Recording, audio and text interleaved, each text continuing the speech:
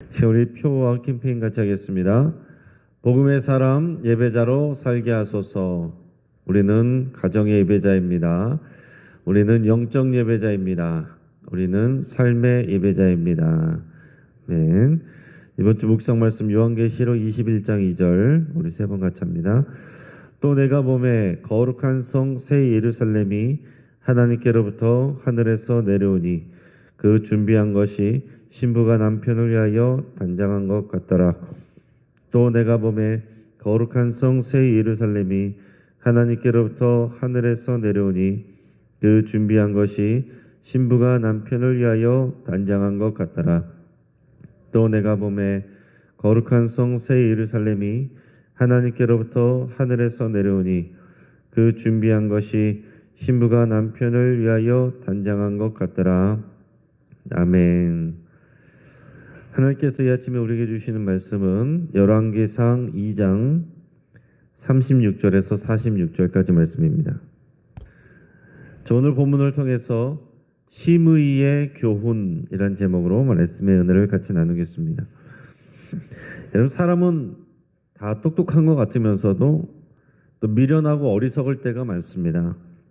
막상 내게 있는 소중한 것을 귀하게 여기지 못하고 상대적으로 중요하지 않은 일, 거기에 에너지를 소비합니다. 그리고 남이 갖고 있는 것을 부러워합니다. 소설 어린 왕자에 이런 문구가 나옵니다. 가장 중요한 것은 우리 모두가 즐길 수 있는 단순한 즐거움이야. 행복은 우리가 주변에 모은 물건에 있지 않아. 행복을 찾기 위해서는 눈을 뜨기만 하면 돼. 자, 우리가 모은 물건에 행복이 있다고 우리가 믿을 때 우리는 만족할 수가 없습니다. 항상 다른 사람들은 나보다 더 많이 모으고 있고, 그래서 우리는 항상 우리가 모은 것이 부족하다고 여기고 있기 때문에 감사할 줄 모르고 행복할 줄 모른다는 거죠. 행복을 찾기 위해서는 눈을 뜨기만 하면 돼. 우리가 가지고 있는 것들, 우리의 세상, 나에게 주어진 것들, 이것들을 정말 귀한 것이란 것을 볼 수 있는 눈이 필요한 겁니다. 여러분, 불행은 보지 못하기 때문에 찾아옵니다.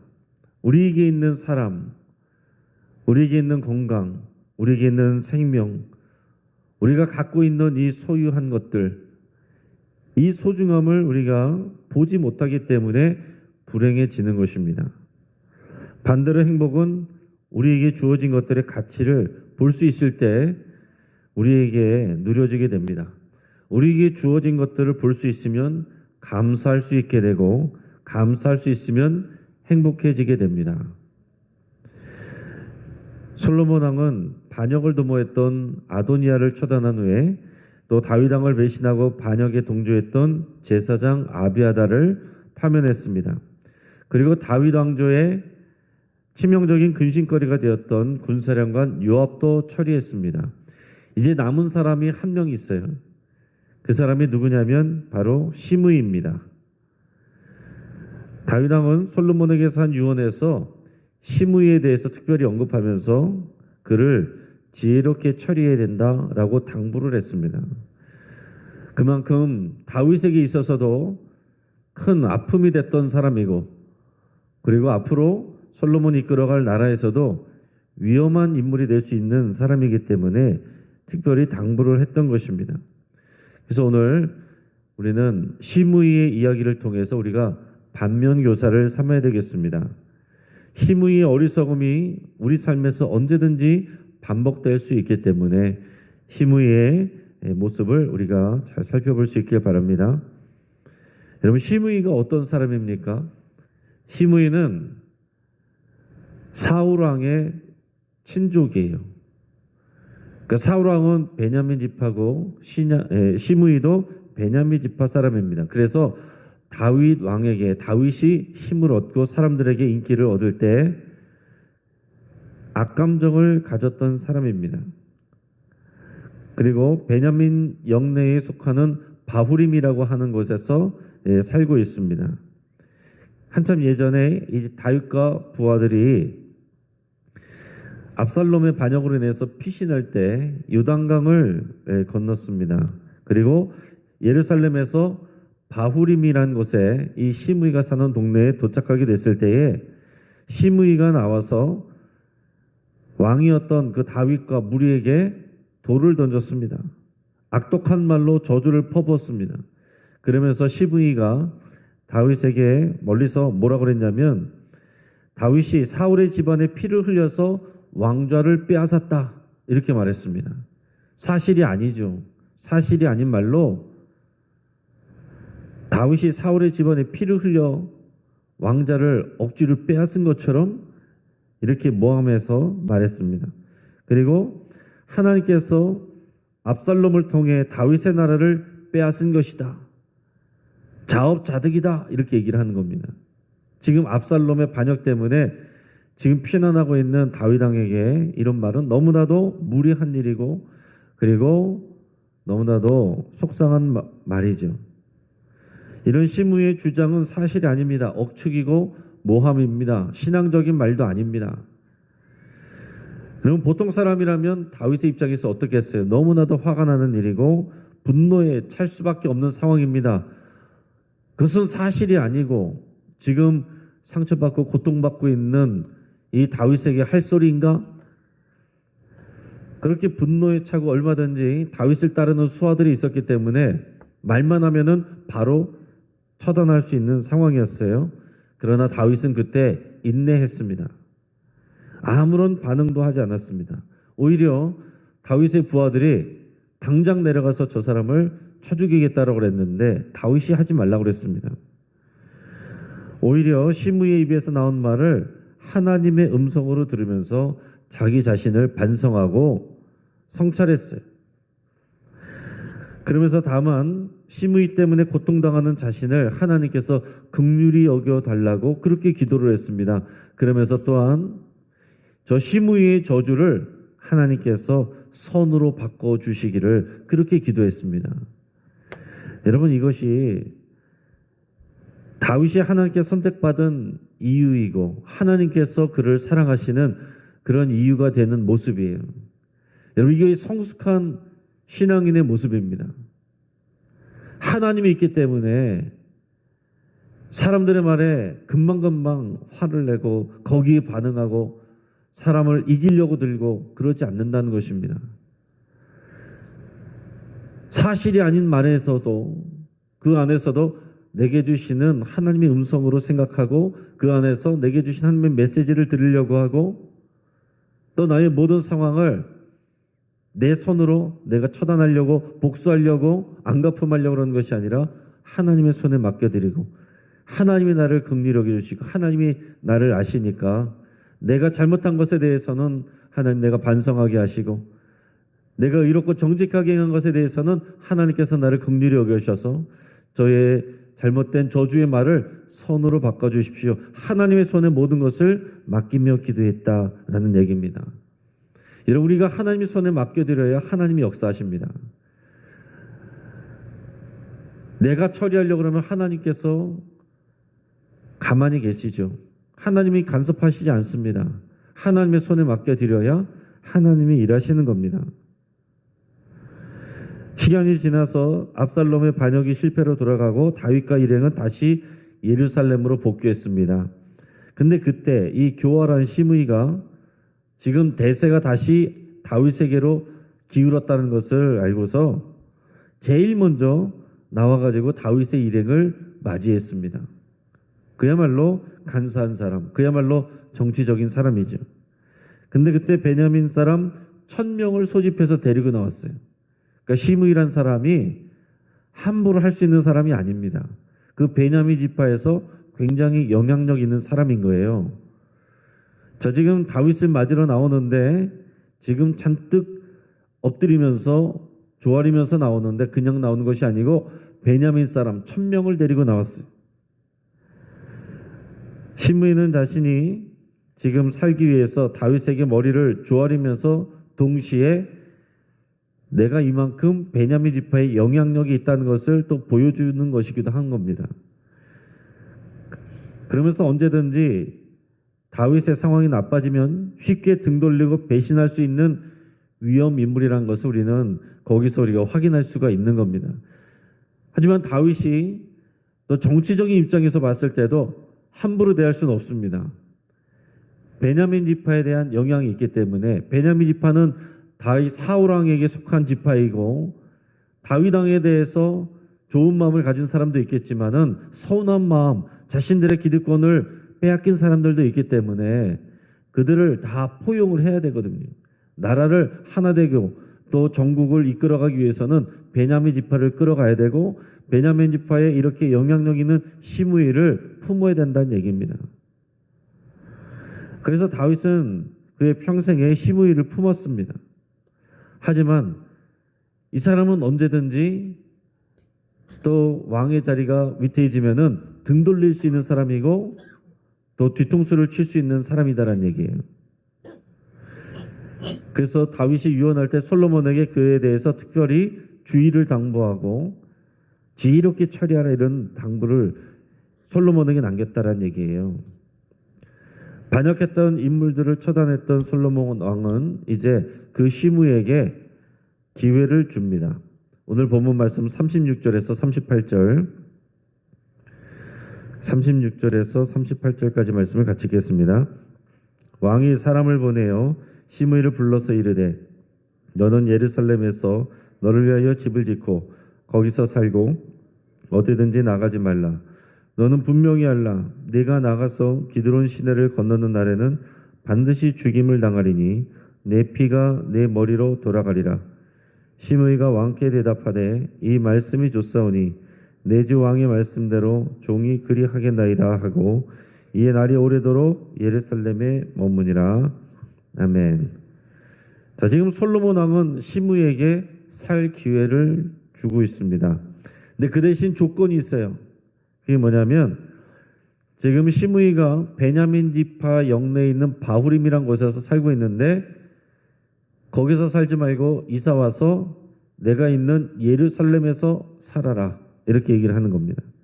여기 예루살렘에 와서 평생을 살아라. 지금 시므이는 선친 다윗 왕을 모욕했을 뿐만이 아니라 이 솔로몬 왕에게도 있어서 그 왕권의 위험 요소가 되는 사람입니다. 그렇기 때문에 지금 예루살렘에 와서 살라는 거예요. 내가 살 기회를 주는데 그 대신 여기 와서 살아라. 그리고 평생 기드론 시내를 건너지 말라 그랬습니다. 이 기드론 시내는 이 유다 지파하고 베냐민 지파의 경계가 되는 곳입니다. 그러니까 다른 곳으로 나가지 말고 또 베냐민 지파로 너의 고향으로 돌아가지 말고 여기서만 지내라 라는 얘기입니다. 그러면서 기드론 시내를 건너는 날에는 반드시 내가 죽임을 당할 것이고 시므이의 피가 너의 자신의 머리로 돌아갈 것이다 이렇게 얘기했습니다. 만약에 네가 이 말을 어기고 여기를 나가면 너는 죽게 될 것이고 네 죽음에 대한 책임은 네 탓이다. 이것을 분명히 못 박았습니다. 쉽게 말해서 솔로몬 왕은 시므이에게 지금 금종령을 내린 것입니다. 다른 곳으로 가지 못하도록 이 감시하에서 그의 삶의 기회를 준 거예요. 시므이는 다른 사람들과 달리 자신이 처단당하지 않고 살 기회를 받았기 때문에 이것을 좋게 여기며 예루살렘으로 이사와서 살게 됩니다. 자, 그렇게 조용하게 잘 지냈는데 3년이 지난 어느 날 이제 문제가 생겼어요. 처음에는 시므이가 예루살렘에 와서 잘 지냈습니다. 예루살렘에서나마 살 수 있는 기회를 받은 것을 감사히 여겼습니다.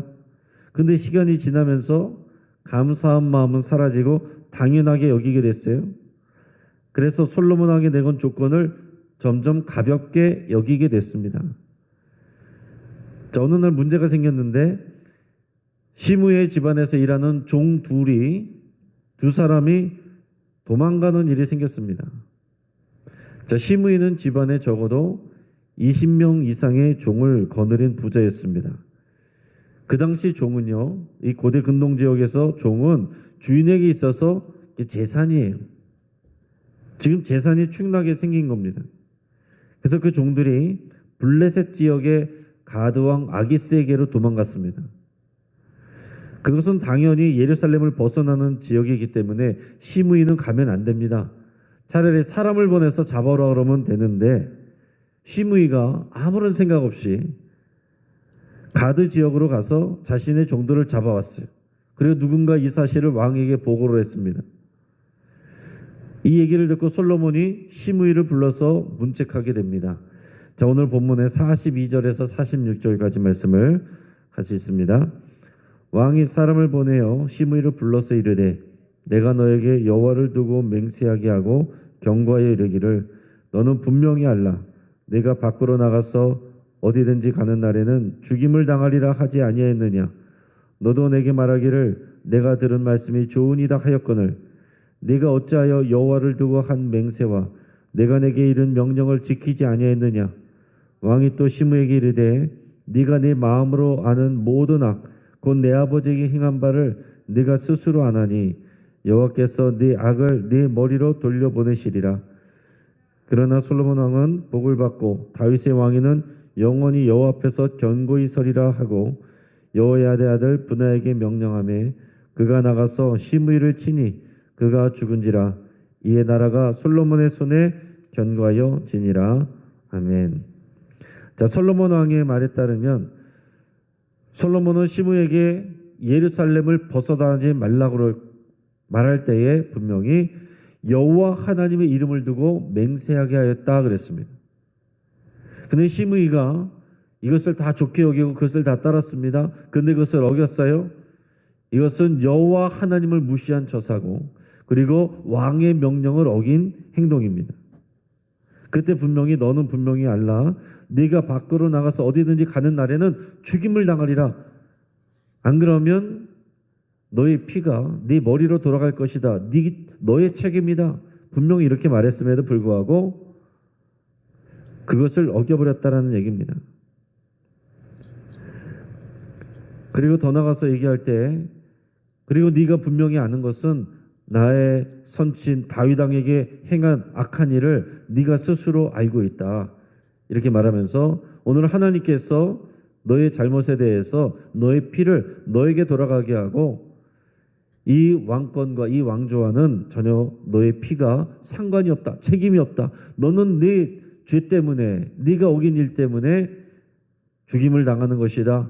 이 나라는 너의 죽음에 대해서 책임이 없다. 이것을 분명히 밝힙니다.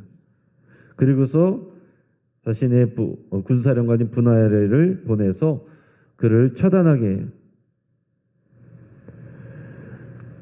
자, 오늘의 본문의 내용은 여기까지입니다. 자, 오늘 이 말씀을 통해서 우리가 묵상해야 될 내용이 무엇인가, 또 시므이를 통해서 반면교사를 삼아야 될 것이 무엇인가를 한번 곰곰이 다시 되짚어 보겠습니다. 자, 먼저 첫 번째로 시므이의 행동을 여러분 생각해 보시기 바랍니다. 오늘 일어나는 일을 보면 인간적으로 볼 때 솔로몬 왕의 행동이 너무 지나친 것 아니냐, 너무 정치적인 행동 아니냐, 자신의 정적을 제거하려고 빌미 삼은 것 아니냐, 함정을 놓은 거 아니냐, 이렇게 생각할 수 있습니다. 그러나 분명히 솔로몬 왕은 시므이에게 살 기회를 베풀었습니다. 그러나 시므이는 자신의 재산인 이 종들을 찾는 것에 더 무게를 두었다는 얘기입니다. 여호와 하나님의 이름으로 맹세했고 왕의 명령에 순종하기로 했는데 여호와 하나님의 말씀에 순종하는 것보다 왕의 명령에 그 법을 지키는 것보다 내 재산, 내 재물, 그것 충나는 것을 더 아깝게 여기고 귀하게 여겼다라는 얘기입니다. 하나님과의 약속, 왕과의 그 약속을 지키는 것보다 내 재물, 그거를 더 중요하게 여겼다는 거예요. 내 재물을 중요하게 여기니까 하나님과 왕을, 그 약속을 가볍게 여겼다라는 것이죠. 이것은 자신에게 주어진 삶의 소중한 기회를 당연하게 여기게 된 모습입니다. 자신에게 주어진 은혜를 당연하게 여기게 되니까 감사를 잃어버립니다. 그리고 소중한 것을 잊고 살게 됩니다. 여러분 시므의 일을 교훈 삼기를 바랍니다. 이것이 오늘 우리가 살아갈 때 수시로 빠지게 되는 모습이에요.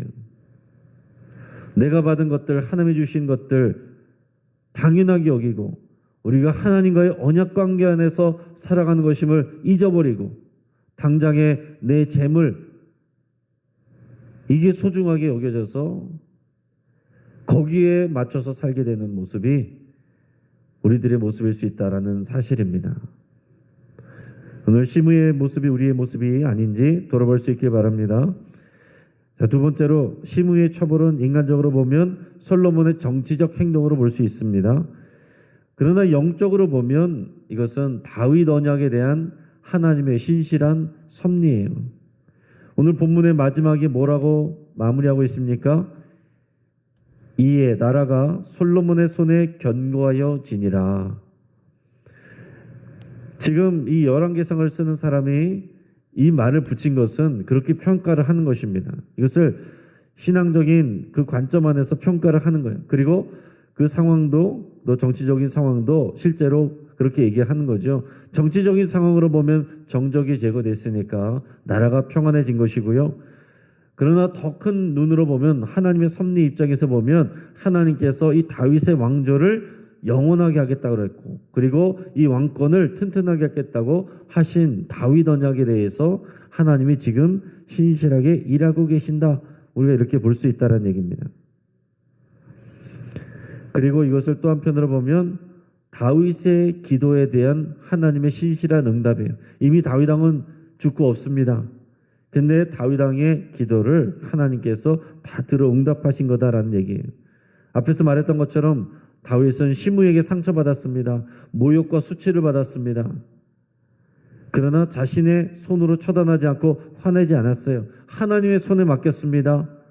하나님께서 나를 긍휼히 여겨주시고 저 저주를 선으로 바꿔주십시오 그랬습니다. 하나님께서 또 모든 것을 갚아주셨다는 거예요.